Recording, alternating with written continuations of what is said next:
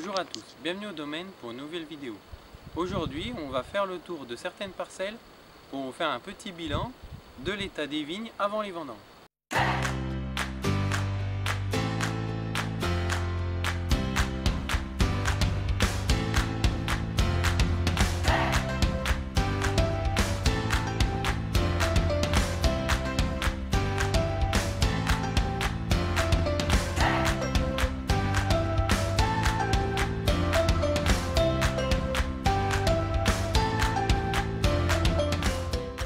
Nous sommes aujourd'hui le 29 août. Je ne pensais pas commencer aussitôt les prélèvements pour voir le taux de sucre du raisin, mais comme la maturité a bien avancé ces derniers jours, je commence pour avoir un ordre d'idée de quand nous allons commencer les vendanges.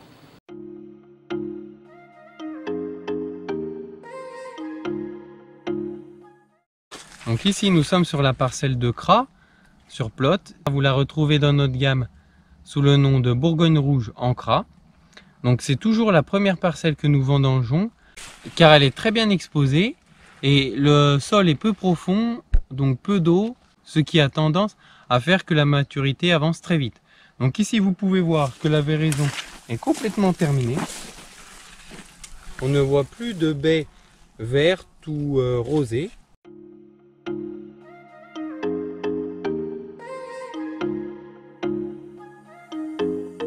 La maturité, elle a bien avancé puisqu'on peut déjà constater un degré potentiel entre 10 et 12.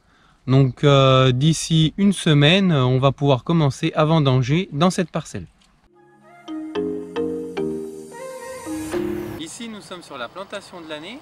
Donc vous pouvez voir que le terrain est resté bien propre. Vous pouvez retrouver le travail du sol dans la vidéo précédente. Pour être honnête, je crois bien que c'est la plantation la plus moche qu'on ait eue. Pourtant, on avait planté de bonne heure, on avait fini début mai, on avait tout fait dans les bonnes conditions, mais les gros coups de chaleur ont vraiment eu raison de la parcelle. Bon, pour l'instant, on a de la chance, il n'y a que très peu de pertes, et puis on peut voir maintenant, avec les nuits qui sont un petit peu plus fraîches et la pluie qu'on a eue, certaines commencent à repousser, donc elles vont pouvoir continuer à se développer jusqu'à l'automne. Surtout ce qui compte, c'est qu'elles ne soient pas mortes et qu'elles puissent continuer à se développer un petit peu. Et avec un peu de chance, elles devraient repartir beaucoup plus joliment dès le printemps. Par contre, si ça c'est la plantation la moins jolie qu'on ait fait, vous pouvez voir derrière moi sans doute la plantation qu'on ait le plus réussi.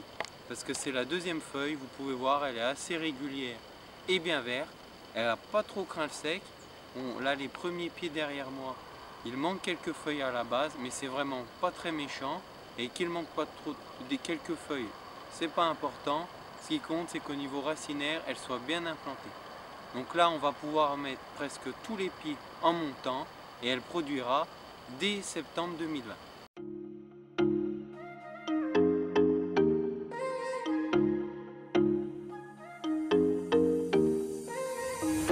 What are you saying? Not the time or the place, baby, it's not right. It's not right, no. Going insane. Got a problem to fix, can we face it tonight? Face it tonight, oh. No way, though. Maybe I can't let go. Maybe I thought you'd take my side, my side. No way, though. You'll never think it through. One more round, I'm not going down tonight. Baby, you're worth the fight.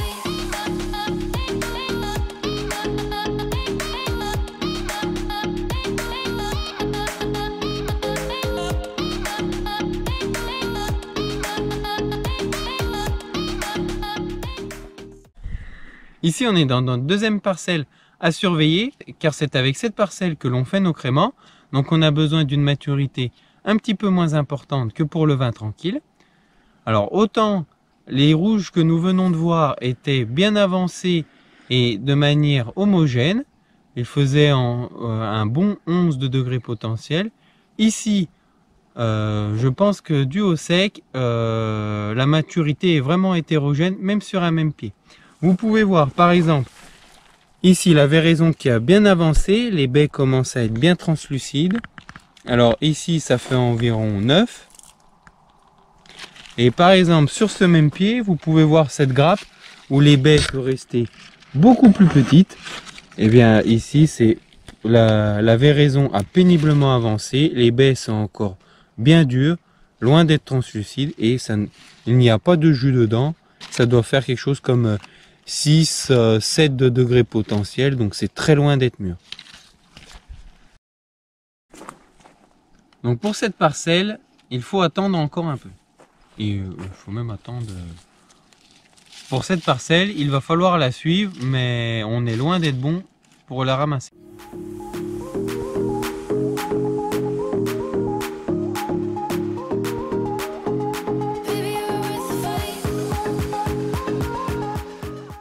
Ici, contrairement à ce que je vous avais dit dans les vidéos travail du sol précédent, c'est l'exception qui confirme la règle. On a retravaillé le sol très récemment, cette semaine, parce que vous pouvez voir qu'on avait un gros problème avec ces herbes, on en était envahi. Donc on est revenu, on a fait un griffage complet sur la totalité du rang pour ne pas laisser l'herbe s'implanter.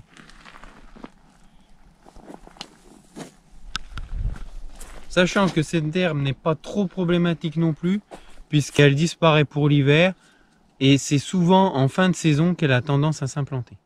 Un peu plus tôt dans l'été, on vous avait parlé de l'odium. Alors on a réussi à contenir la maladie, mais vous pouvez voir que certains pieds sont quand même très marqués. Vous pouvez voir, ce sont toutes les baies grises, comme ceci. Vous pouvez voir que la maladie a fait éclater certains grains, d'autres ça les a fait sécher.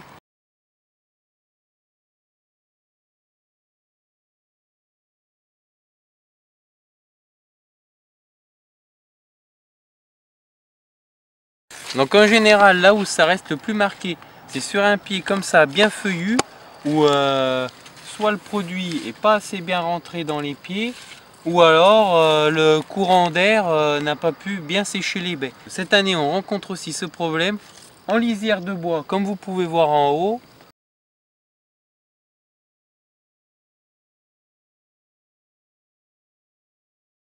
Mais bon, heureusement pour nous, on a réussi à contenir la maladie, ça représente que très peu de pieds. Bon, après on a des secteurs qui sont peut-être un peu plus touchés, mais d'une manière générale, vu dans l'état où c'était courant juillet, on ne va pas se plaindre, c'est pas mal. J'espère que cette vidéo vous a plu, n'hésitez pas à poser vos questions en commentaire. À la prochaine au domaine.